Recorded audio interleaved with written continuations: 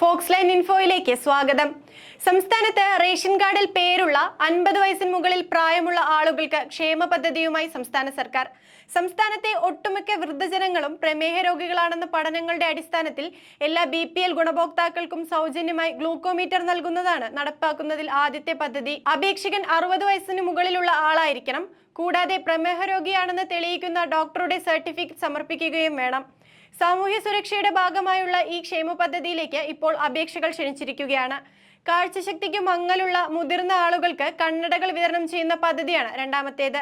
പഞ്ചായത്ത് അടിസ്ഥാനത്തിലാണ് പദ്ധതി നടപ്പിലാക്കി വരുന്നത്. വ്യക്തിഗത ആനുകൂല്യത്തിൽ ഉൾപ്പെട്ടിരിക്കുന്നതിനാൽ 2024-25 സാമ്പത്തിക വർഷത്തിൽ വിവിധ വ്യക്തിഗത ആനുകൂല്യങ്ങൾക്കുള്ള അപേക്ഷ സമർപ്പിക്കുന്നതിനോടൊപ്പമാണ് ഈ പദ്ധതിക്കുള്ള അപേക്ഷയും നൽകേണ്ടത്.